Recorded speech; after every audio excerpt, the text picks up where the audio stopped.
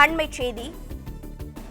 திரு S P. Velumani முகாமில் இருந்த அதிமுகவின் சங்கரன்கோவில் அதிமுக எம்எல்ஏ திலீபன் தற்போது மீண்டும் அதிமுக பொதுச் செயலாளர் இபிஎஸ் அணிக்கே திரும்பியிருக்கிறார். சட்டப்பேரவை தேர்தலுக்கு பிறகு எஸ்.பி. வேலுமணி முகாமில் இருந்த சங்கரன்கோவில் எம்எல்ஏ திலீபன் மீண்டும் இபிஎஸ் முகாமிற்கு திரும்பியிருக்கிறார். அண்மை செய்தியாக பார்க்கிறோம்.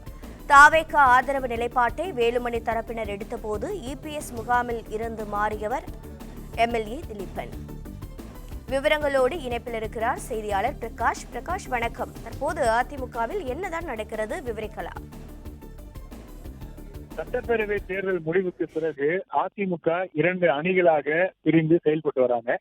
அதிமுக பொதுச் செயலாளர் எடப்பாடி பழனிசாமி தலைமையில ஒரு அணியும், அதே போல முன்னாள் அமைச்சர்கள் S P. Velumani, TV. Shanmugam, doctor Vijayabaskar, முன்னாள் அமைச்சர் காமராஜ், நட்டம் விஸ்வநாதன் போன்ற மூத்தவர்கள் தலைமையில மற்றொரு குழுவாக 2 குழுக்களாக செயல்பட்டு வராங்க.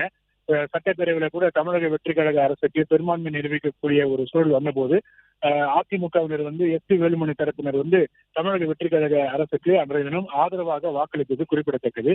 தொடர்ந்து 2 அணிகளாக பிரிந்து செயல்பட்டு வரக்கூடிய சூழ்நிலையில அதிமுக பொதுக்குழுவை கூட்ட வேண்டி எடப்பாடி பழனிசாமியை நாங்கள் வலியுறுத்துவோம் என்று தொடர்ந்து எஸ்.பி. வேலுமணி தரப்பினர் தெரிவித்து வரக்கூடிய சூழ்நிலையில் கடந்த வாரத்துல அதிமுக மாவட்ட செயலாளர்கள் கூட்டத்தை அதிமுக பொதுச் செயலாளர் எடப்பாடி பழனிசாமி கூட்டினார். சென்னை ராயப்பேட்டை அதிமுக தலைமை அலுவலகத்தில் நடைபெற்ற மாவட்ட செயலாளர்கள் கூட்டத்துல கிட்டத்தட்ட 70 மாவட்ட செயலாளர்கள் அந்த கூட்டத்துல கலந்து கொண்டாங்க. அதற்கு பிறகு எஸ்.பி. வேலுமணி தரப்பினர்ல அவங்க தரப்பு ஆதரவு எம்எல்ஏக்கள் ஒவ்வொருவராக அவருடைய நிலைப்பாட்டினை மாற்றி வருவது கண்கூடாக தெரிகிறது.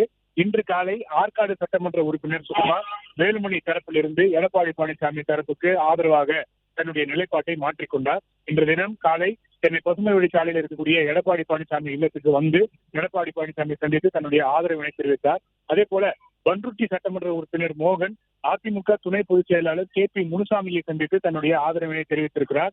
அந்த வீடியோ காட்சிகள் சமூக வலைதளமான பேஸ்புக் மற்றும் எக்ஸ் வலைதளத்தில் பகிரப்பட்டு வருகிறது. அதனைத் தொடர்ந்து 3வது எம்எல்ஏவாக சங்கரன்கோவில் சட்டமன்ற உறுப்பினர் திலீபன் தற்போது எடப்பாடி பழனிசாமி இல்லத்துக்கு வருகை தந்திருக்கிறார்.